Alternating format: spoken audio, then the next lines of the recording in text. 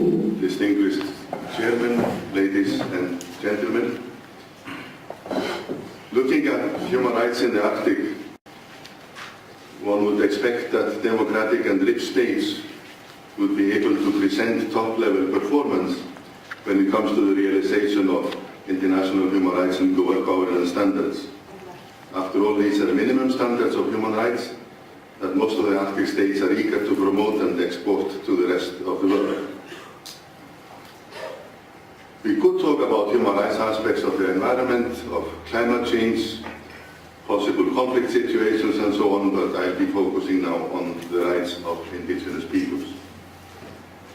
Statistics and other evidence will show that indigenous communities in the northernmost areas of the Arctic countries are in general relatively poor, income levels are low, education, social and health services and housing are more difficult to obtain or of lower quality than further south.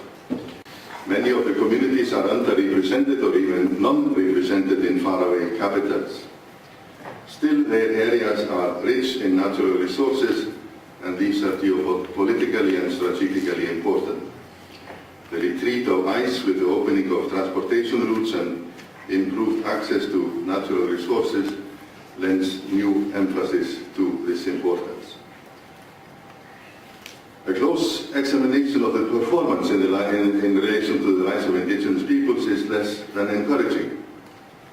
First, the steps taken by the Arctic states in subscribing to international instruments are far from adequate and uneven, and second, there are significant shortcomings and inconsistencies in national implementation, even when the internationals have been accepted.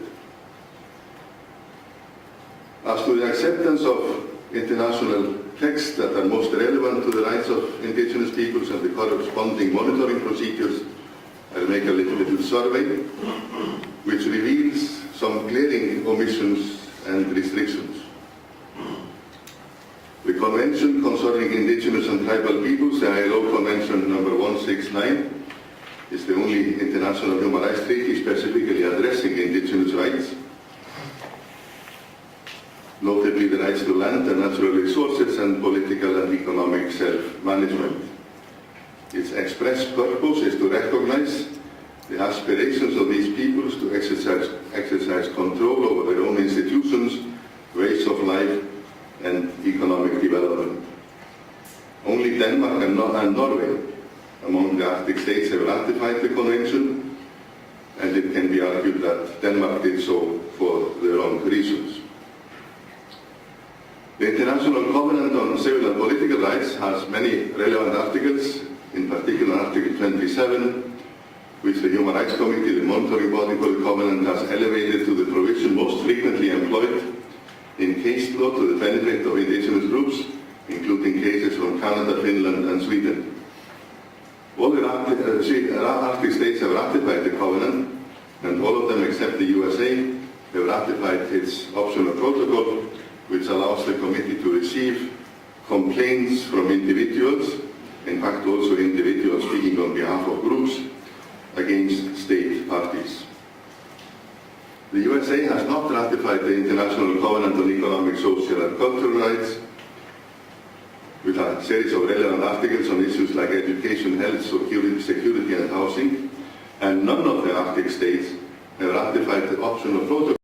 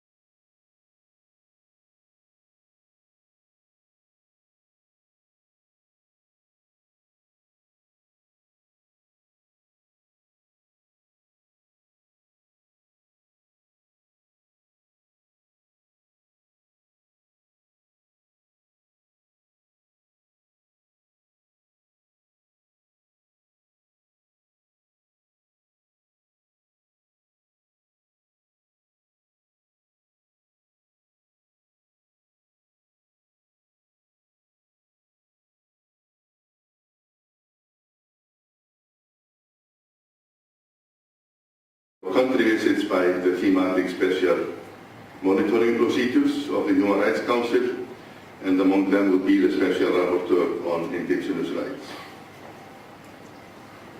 This survey of the acceptance or non-acceptance by Arctic states of the relevant human rights instruments does not suggest that the ratification of treaties, favorable votes for declarations, and the signing up for monitoring access will alone result in the realization of indigenous rights.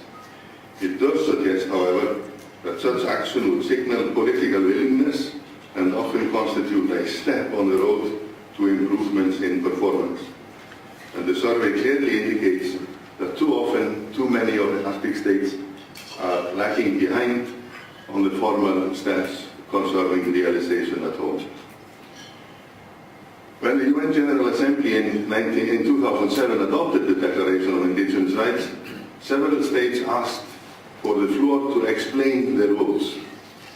Russia observed that she cannot agree, and this is a direct quotation, she cannot agree with the document's provisions relating in particular to the rights of indigenous peoples to land and natural resources and to the procedures for compensation and redress.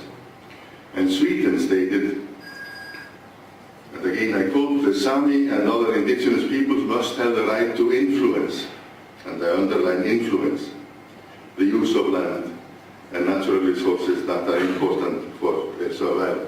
Influence, of course, falling far short of rights. And these and other similar statements indicate the lack of political willingness and often negative attitudes to indigenous rights. Obviously, both statements fall short of the language of the Declaration as well as the ILO Convention 169.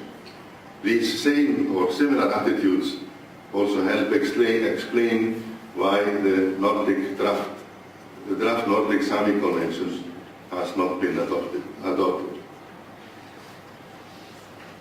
There are several human rights issues at stake. In Article 6 of the ILO Convention, it says that in applying the provisions of the Conventions, governments shall, in good faith and with the objective of achieving consent, consult indigenous peoples through their representative institutions on legislative or administrative measures which may affect them, and to allow the groups to freely participate at all levels of relevant policy and decision making, and to establish means and resources for the free developing of their own institutions and initiatives.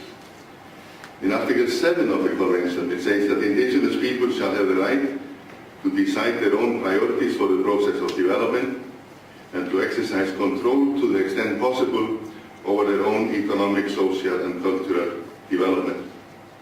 Furthermore, under the Convention, governments shall take measures in cooperation with the groups to protect and preserve the environment of the territories they inhabit. These provisions on political participations are supplemented in the 2007 UN Declaration and in an OSCE instrument, the 1999 Lund Recommendations on the Political Participation of Minorities, with extensive and even more detailed language on self-governance. In Article 14 of the ILO Convention, it says that the rights of ownership, possession and use over lands which indigenous peoples traditionally occupy shall be recognized. Strong language, shall be recognized. Governments shall take steps to identify the lands which the peoples traditionally occupy and establish legal procedures to resolve land claims. Indigenous land rights are also confirmed in case law of the Human Rights Committee under the Covenant and in the 2007 Declaration. Indigenous rights to natural resources are also covered. In Article 15 of the ILO Convention, it says that the rights to natural resources pertaining to indigenous lands shall be safeguarded. These rights include the indigenous right to participate in their use, management and conservation, and in the benefits of such activities, and in addition they shall receive fair compensation for any damages which may result from such activities. And again, in the 2007 UN Declaration, there is even stronger language. I could go down through a list of additional rights. These are, in my opinion, maybe the most important. And on all of these points, national implementation in the Arctic region is characterized by significant shortcomings and inconsistencies. Whether it is land rights, resources rights, or autonomy, each country has widely varying schemes, both when they are compared with each other, but also on occasion within the same country. Not only may these uneven performances fall behind international standards, they also generate expectations as well as resentments and even tensions between groups within the involved states and across their borders. As mentioned before, the human rights performance of the Arctic states at home is especially striking when compared to the foreign policies of most of the states concerned. They like to export human rights to other countries and do not hesitate to criticize others for their performance. There is reason to insist that justice should begin at home. And there is every reason to name and shame countries if and when their human rights performance is inadequate. More needs to be done on this front.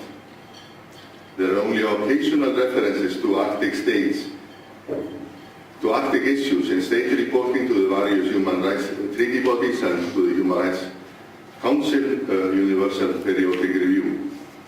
In recent years, UN Special Rapporteurs on indigenous rights have, for example, reported on visits to Canada, the Nordic countries, or the Sami areas of the Nordic countries, and the Russian Federation. The Special Rapporteur on Torture has visited Greenland. Cases decided by treaty bodies like the Human Rights Committee are few and far between. These and other similar treaty procedures should be tested more often.